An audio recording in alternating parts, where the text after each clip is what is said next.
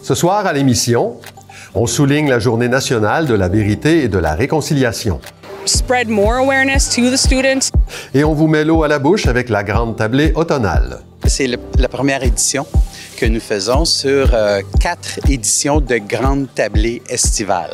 En entrevue, je reçois Marie-Josée Lafontaine et la docteure Jessica Perrault-Bishop qui nous parlent de l'arrivée d'étudiants en médecine et en pharmacie au campus Jérômien de l'Université de Montréal. Il y a énormément de gens qui vont appliquer en médecine qui viennent de la Rive-Nord. Je m'entretiens également avec la présidente du Conseil central des Laurentides CSN, Chantal Maillet, à propos de l'explosion des coûts de transport pour les patients en hémodialyse. On ne peut pas laisser ça sous silence. Surtout, ce n'est pas des milliers de personnes, c'est 134 personnes. Ouais.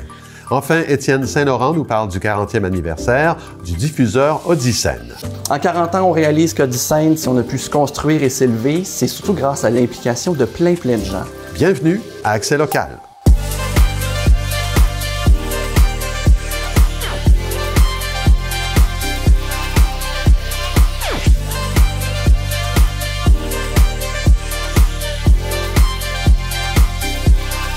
Jeudi 2 octobre 2025, bon début de soirée, c'est Claude Desjardins en compagnie de Clara Maté-Genet. Bonsoir Clara. Bonsoir Claude. Mardi dernier, Clara, c'était le jour férié au Canada pour la Journée nationale de la vérité et de la réconciliation. Il y a des écoles des environs d'Oka et de Kanesatake qui ont souligné cette journée-là à leur manière. Vous vous êtes déplacés pour l'occasion. Oui Claude, alors ce sont des centaines d'élèves de 7 écoles différentes qui sont sortis marcher hier pour honorer la mémoire des victimes et les survivants des pensionnats pour enfants autochtones. Je vous laisse découvrir ça dans notre reportage de ce soir. This year is our second inter-school walk. So last year we were around 250 people. This year, I don't know exactly how many, but we're roughly 400 just students. So we also have community members here to join us for the social. And so we're quite a bit of people. We originally we wanted to do a walk, but we didn't think it would be as impactful if it was just our schools that were participating in it. So our committee was created. So it was with the principals from École Secondaire de Oka, École des Pins, the principals from our schools, and then Catherine, who is the education police officer. And we decided to work together to try and bring our schools together and then even expand it more to invite other schools from like even outside of Oka and outside of Conestoga. So to include LTM, Mountain View, St. Jude, just so that we could spread more awareness to the students. You know, we were able to go to those schools and do presentations on the history of residential schools so that they know prior to coming to the walk, they know the reason behind walking. Beginning of our presentations this week, when we went to the schools, we had asked them, like, how many of you just raise your hand if you know what a residential school is? Some hands went up, but not a lot. So we wanted to make sure that they understood the reasons behind the Truth and Reconciliation Day, why we wear orange, where that story came from, to learn more about residential schools in itself, because it's not part of the curriculum usually unless the teacher is teaching it. So sometimes students can go without knowing about, like growing up, I never heard about residential schools. My family didn't speak about it because my great-grandfather didn't speak about his experience at those schools. But after our presentations were done, they said that they learned so much new things that were happening that they were never taught before. So you can definitely see the difference in everyone's knowledge. So it's been nice to see how much progress has been made since I was in high school, and being able to see that all these students are learning about the history. Truth and Reconciliation for me means honestly a day of mourning. For at least our communities, it can be a very difficult day, but I think pretty much for myself, what it means is just trying to spread teachings about the day and why we celebrate it. To teach about the history behind it, what were residential schools and why were they created, and how those institutions have impacted our communities today. The last residential school closed in 1996, but different forms of colonization are still happening today from the residential schools. They just changed like the font of it, I guess you could say. So it's still impacting our communities today. I think we're very much at the beginning stages of just teaching the bare minimum. There's so much more we can dive into, but I think as the years go on, people will start learning even more.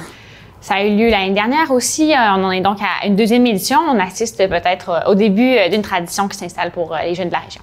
Merci Clara. On se revoit plus tard dans l'émission. On va parler gastronomie. À plus tard, Claude. La ville de Saint-Jérôme a reçu quelques 200 personnes le 25 septembre dernier lors d'une cérémonie destinée à rendre hommage aux policières, policiers, pompiers, pompières de la municipalité.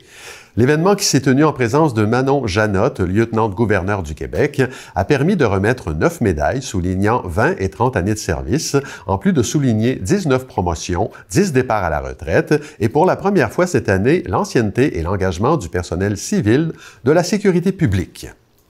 Depuis hier, 1er octobre, le ministère de la Sécurité publique, en collaboration avec la Sopfeu, interdit les feux à ciel ouvert en forêt ou à proximité en raison des conditions actuelles. Les MRC de Deux-Montagnes, Thérèse de Blainville, Mirabel et de la Rivière-du-Nord sont concernés par cette mesure qui a pour but de limiter les risques d'incendie de forêt. Il est donc interdit d'allumer ou d'entretenir un feu à ciel ouvert ou de se trouver sur les lieux où un tel feu est allumé. L'Université de Montréal ouvrira un campus délocalisé à Saint-Jérôme qui accueillera dès 2026 des étudiantes et des étudiants en médecine et en pharmacie. J'en discute avec Marie-Josée Lafontaine, directrice de l'enseignement et de la recherche au CIS des Laurentides, de même que la Dr Jessica Perrault-Bishop, médecin de famille, directrice de l'enseignement médical au CIS des Laurentides et chargée d'enseignement clinique à l'Université de Montréal. Bonsoir à vous deux. Bonsoir. Je m'adresse à vous d'abord, Dr Bishop-Perrault. La première cohorte en médecine va arriver en 2026 et on ne sait pas encore où, mais le pari qui est fait dans la délocalisation, c'est celui de l'attractivité et de la rétention en région. Alors, quel est le plan de match? Bien, en fait, c'est déjà prouvé que quand on fait nos études en région, on a envie d'y rester. Ouais. On crée des liens, on crée une communauté, on connaît nos futurs collègues. C'est très sécurisant pour un étudiant, en fait, d'avoir si on veut, cet aspect longitudinal dans sa formation. Puis, on a même l'exemple du campus délocalisé de médecine à Trois-Rivières, oui, qui a montré ses preuves. Donc, qui montre que non seulement les étudiants ont des meilleures notes, mais en plus, ils choisissent plus la médecine familiale et ils choisissent plus de s'établir dans la région même. Est-ce qu'il y a des particularités régionales qui sont comparables entre la Mauricie? Oui, absolument, parce que c'est une énorme... En fait, au niveau démographique, on s'entend que même nous, on est encore plus en croissance, mais au niveau démographique, on se ressemble comme les deux régions. Là. OK. Ouais. Bon, vous dites, les preuves sont faites, mais on peut quand même penser que ceux et celles qui vont postuler n'ont pas nécessairement un a priori favorable pour les régions dès le départ. Est-ce que, donc, en plus de les former, il faut les convaincre que ce sera mieux de rester en bout de ligne? Bon, alors, je crois qu'il y a quand même une notion à complémenter à ce niveau-là, c'est qu'il y a énormément de gens qui vont appliquer en médecine qui viennent de la Rive-Nord, qui viennent des Laurentides. Ouais. Donc, on vient toucher, je pense, à cette population-là, si on veut, d'étudiants qui veulent rester dans les Laurentides. Donc, sinon, ben moi, en fait, j'en suis le parfait exemple. Moi, je viens de Montréal, j'ai fait mes études à Montréal, puis j'ai décidé de donner la chance à Saint-Jérôme, à ma résidence en médecine familiale. Je suis tombée en amour avec la région et je suis restée. Donc, je pense que la preuve est là. Voilà. Madame Lafontaine, d'après ce que j'ai cru comprendre du dossier, on ne cherche pas nécessairement à former plus de médecins. On parle plutôt d'un déplacement d'une partie de la cohorte vers Saint-Jérôme. Pour ce qui est de la pharmacie, ce n'est pas du tout ça. On veut vraiment former plus, on en veut plus, là, carrément. Exactement. Bien, comme le dit Dr Perrault-Bishop, la population est démographiquement très élevée, en fait, dans les Laurentides. Au niveau pharmacie, dans le fond, ils ont élargi les activités au niveau des pharmaciens. Oui. Donc, on a des besoins plus grands encore. Donc, c'est sûr que l'objectif, à terme, pour la pharmacie, c'est vraiment de créer plus de pharmaciens. Oui. Et puis, bon, il manque beaucoup de pharmaciens en établissement. C'est un sujet qu'on aborde régulièrement ici à l'émission. Selon vos projections, là, puisque la première cohorte va arriver en 2027, ça, c'est dans 2 ans, ça va prendre combien de temps avant que les effets se fassent sentir? 3 ans, j'imagine. En fait, environ. Pour le programme de pharmacie, souvent, on parle au moins 4 ans. Ils font aussi une résidence. Pour le programme de médecine, là, c'est un petit peu plus long. On a quand même notre doctorat de 5 ans qu'on ferait dans la région. Et par la suite, c'est vraiment la résidence, soit 2 ans ou 5 ans. Donc, mais pour pharmacie, ça ressemble un peu à ça. Donc, c'est sûr, c'est un investissement. Oui. À long terme. Là, la nouvelle vient d'être annoncée au public. J'imagine que dans le milieu de la santé, on était déjà comme un peu au courant. Comment s'est accueillie là, cette annonce-là dans le milieu de la santé? C'est très favorable. Ouais. Depuis l'annonce, en fait, bon, si on peut partir du début, c'est que le campus n'a pas été tout de suite discuté. Ça a été beaucoup d'optimiser les places à l'externat, qui sont en fait les places de stage dans le doctorat de médecine, parce qu'on manquait de place en milieu urbain. Puis par la suite, on s'est dit, ça a tellement bien fonctionné, les médecins superviseurs ont tellement levé la main, ont répondu présent, qu'en fait, on a été victime de notre succès. Donc, on a littéralement pu penser à un projet campus dans la région, puis en pensant à un bassin de population immense qu'on allait pouvoir servir par le fait même. D'accord. Il nous reste très peu de temps. Il y aura combien d'étudiants par cohorte? Donc, c'est l'année prochaine, médecine, automne 2026, c'est 24 étudiants. En 2027, c'est 30 étudiants en pharmacie qui vont se joindre. Ouais. Et à terme, on vise 50-50. 50-50 oui. dans chacun. Donc, écoutez, je vous souhaite le meilleur des succès avec ce projet. Marie-Josée Lafontaine du CIS des Laurentides, Dr Jessica Perrault-Bishop, merci beaucoup d'avoir été avec nous. Avec grand plaisir. Octobre est le mois du piéton et pour l'occasion, CAA Québec lance un appel à la vigilance et à la solidarité sur les routes. Ainsi, chaque fois que l'on croise un panneau indiquant la présence d'un passage pour piétons, CAA Québec rappelle que l'automobiliste ou le cycliste ont l'obligation de s'arrêter pour laisser traverser un piéton qui vient de s'y engager ou qui est sur le point de le faire. Malgré la présence de panneaux et de feux de signalisation, CAA Québec conseille aux piétons de toujours s'assurer d'avoir un contact visuel avec l'automobiliste en approche. Le centre de dépannage Saint-Janvier, qui vient en aide aux familles dans le besoin à Mirabel, a annoncé sa fermeture immédiate le 27 septembre dernier. L'OBNL a expliqué dans un message partagé sur les réseaux sociaux que cette fermeture est la conséquence de pertes financières trop importantes et de divers enjeux qui ne lui permettent plus de poursuivre sa mission. Une assemblée générale extraordinaire se tiendra le mercredi 29 octobre à 19h à l'église de Saint-Janvier afin de tenir un vote qui rendra officielle la dissolution du centre. On accueille Étienne Saint-Laurent, qui est directeur des programmations et des médiations chez le diffuseur Odyssène. Bonsoir, Étienne. Bonsoir. Odyssène, c'est 300 représentations par année, 120 000 spectateurs rejoints. Ça fait 40 ans que ça existe. Quel a été l'impact de ce diffuseur dans la région? Bien, l'impact est évidemment énorme. C'est Jean-Pierre Ferland qui a dit c'est à 30 ans que les femmes sont belles. Bon. Peut-être qu'il se trompe, hein, qui suis-je pour le contredire, mais ce qu'on sait hors de tout doute, c'est que c'est à 40 ans que les salles de spectacle comme celle d'Odyssène sont belles, qu'elles rayonnent, qu'elles touchent les gens et qu'elles font du bien à ceux et celles qui les fréquentent.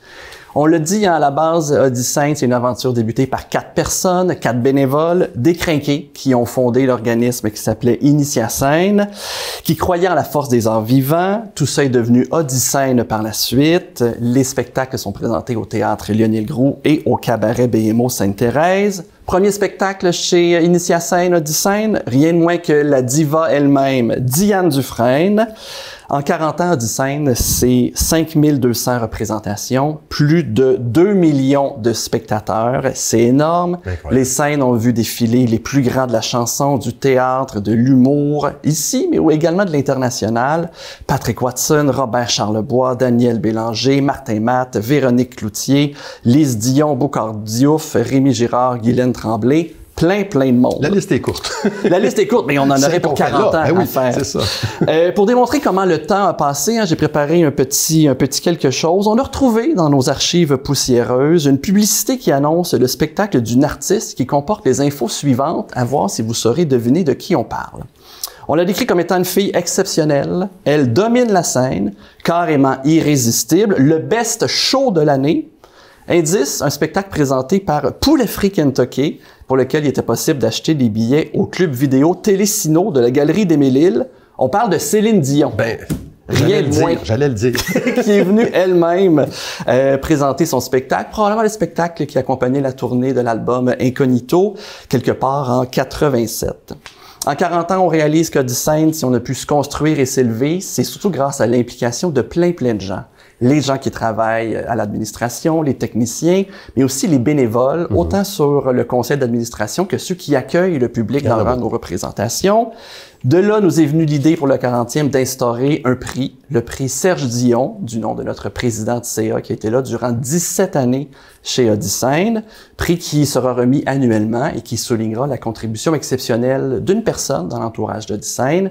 Cette année, c'est une bénévole qui a reçu ce prix-là, Madame Yvette Chaput, qui en est à sa 20e année de bénévolat chez Odyssène. Ben, bravo, Madame Chaput. Étienne, si je vous demandais d'identifier un des grands coups du 40e anniversaire? Ben, je pense évidemment à ce qui s'en vient pour l'été 2026. On aura le grand bonheur d'accueillir la première pièce de théâtre de François Pérusse. Oui, cette machine à faire rire infatigable. On l'oublie, mais à la base, c'est un musicien qui a collaboré avec Jean Leloup. On peut l'entendre quand on écoute l'album « Sauver mon âme » de Luc Larochelière, qui est paru en 1990. La légende veut même qu'il a débuté à faire des capsules parce qu'il s'était fait demander de faire une petite promotion pour la chanson « Sauver mon âme » qui allait jouer à la radio. Les gens ont beaucoup aimé ça. On lui a donné un contrat à la radio. Il a fait des centaines de capsules qui se sont appelées « Les 2 minutes du peuple » et d'autres parodies musicales. Et tout ça est né à ce moment-là. François Pérusse, c'est quand même en 35 ans 5 Gémeaux, 7 Olivier, 11 Félix, 2 millions d'albums vendus, plus de 5000 capsules des 2 minutes du peuple, des centaines d'épisodes qu'on a vus à la télé et en ligne. Bref, un géant de l'humour.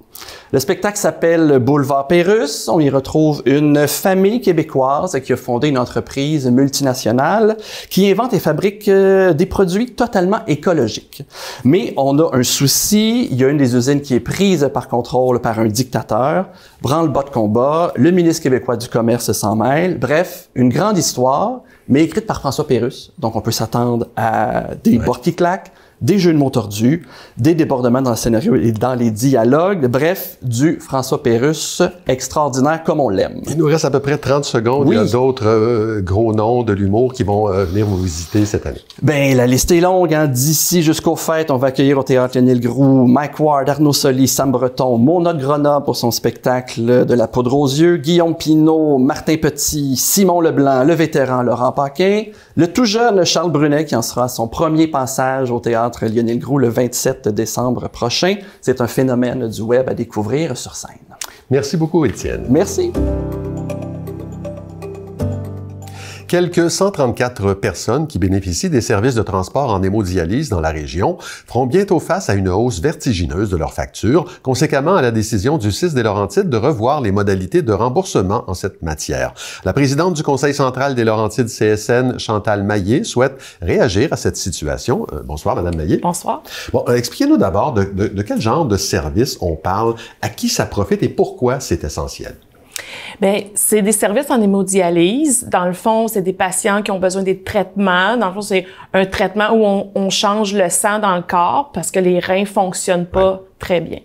D'accord. Et bon, ce sont ce sont des gens qui ont besoin d'un transport qui est fourni par le CIS ou qui.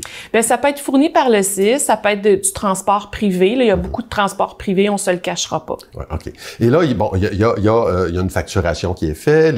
Normalement, le client ou le patient paie et demande un remboursement. Et là, on assiste à des coûts quand même assez impressionnants. Là, pouvez-vous nous donner des exemples?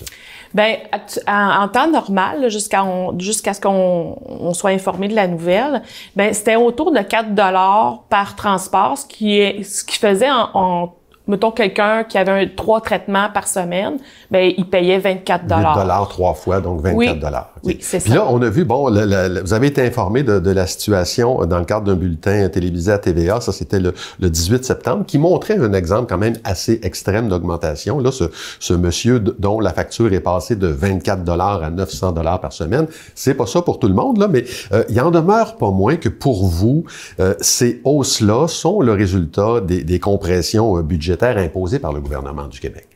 Bien, c'est certain. Puis, on parle beaucoup avec le gouvernement puis Santé Québec de performance. Ouais. C'est pas mal le mot du jour, là. Alors, les CIS du Québec doivent avoir une certaine performance budgétaire. Mm-hmm. Alors, on comprend que le transport, ben, en hémodialyse, là, il passe par les coupures de budget. Quand j'ai appris cette nouvelle-là par TVA, je me suis dit, ben, on peut pas laisser ça sous silence. Surtout, c'est pas des milliers de personnes, c'est 134 personnes. Ouais.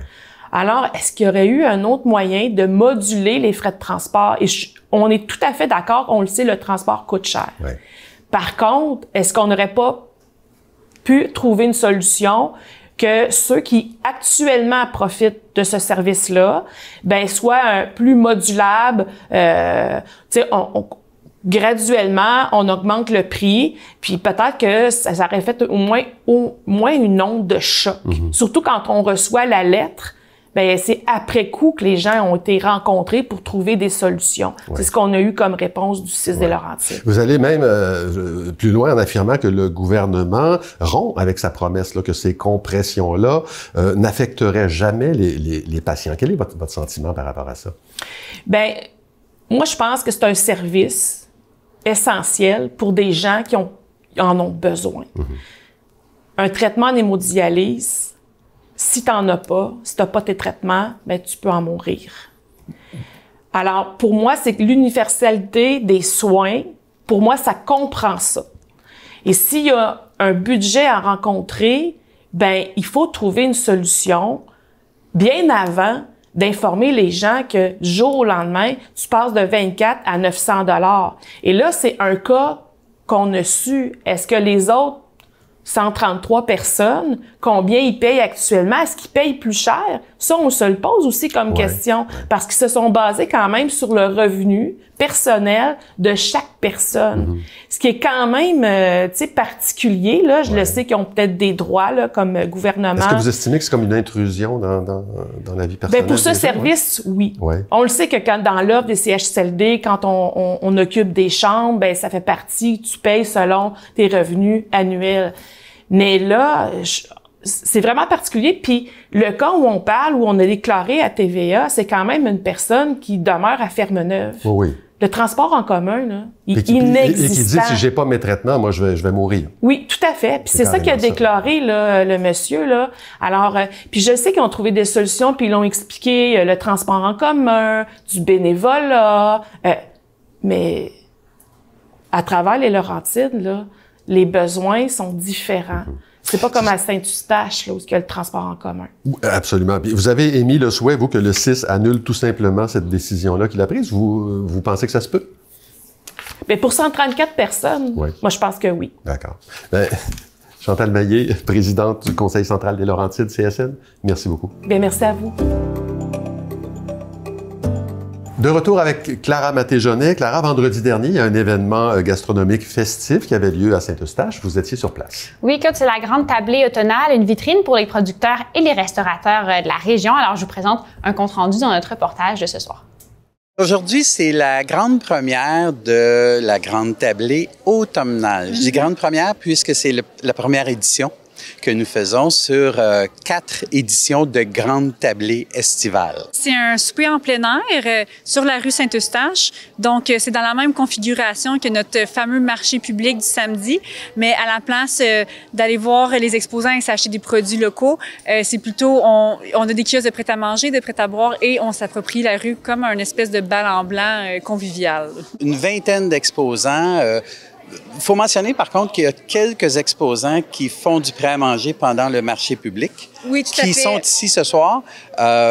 Une des fortes raisons, c'est qu'ils sont connus, vraiment connus et reconnus. Alors, les gens, c'est facile d'accès pour les gens. On est micro-torréfacteur, on importe le café directement de la Colombie, puis je le torréfie moi-même à Montréal. Ça nous allait nous faire connaître beaucoup. Ça va bientôt faire 3 ans qu'on participe au marché, donc...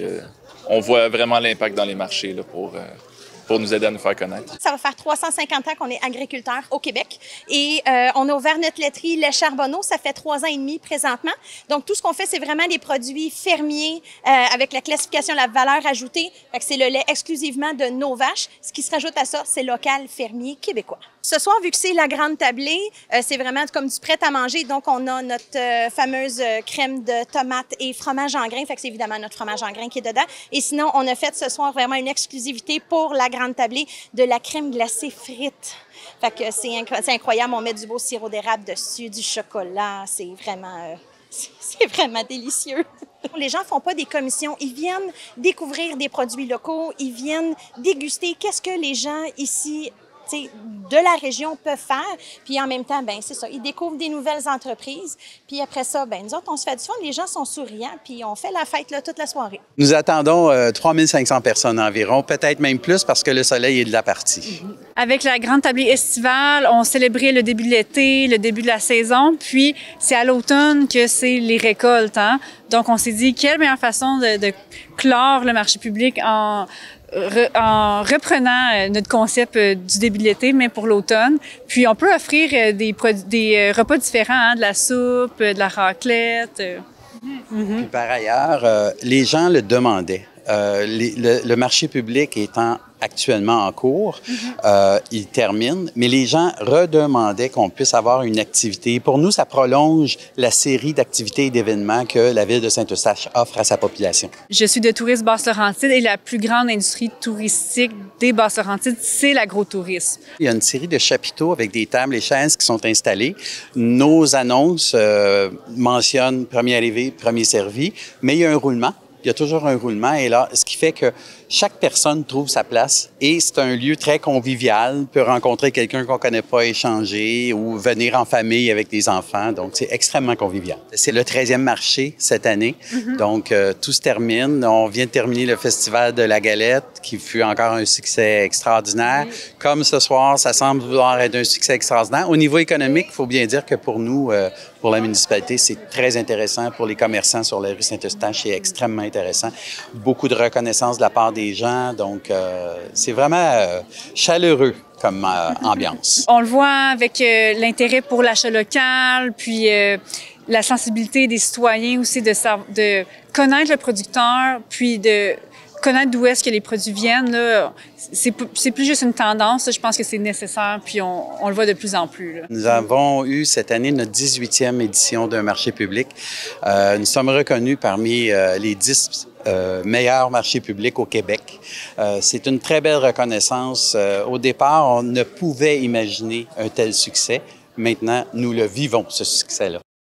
Merci, Clara. On s'en va tout de suite après ce bulletin-là vers le 2e épisode de l'excellente série Perspective que vous pilotez. Alors, de quoi il sera question ce soir? Alors, ce soir, on s'attaque à un gros sujet d'actualité dans les Basses-Laurentides, la saga Stablex. Donc, dans ce premier épisode qui sera en 2 parties, on fait un compte-rendu de la situation. On parle à des experts aussi pour parler de contamination, d'import-export de déchets dangereux. Alors, si vous voulez vous rafraîchir la mémoire, mieux comprendre un peu les enjeux aussi qui entourent toute cette histoire-là, je vous invite à écouter ça juste après Accès Local. Merci, Clara. On se revoit mardi prochain. Au revoir, Claude. Mais voilà, c'est tout pour aujourd'hui. Merci beaucoup d'avoir été là. Je vous signale que vous pouvez consulter l'ensemble de la programmation de TVBL sur notre site web et regarder nos émissions en tout temps sur notre chaîne YouTube. Au nom de toute l'équipe, je vous souhaite une excellente soirée à notre antenne et une très belle fin de semaine.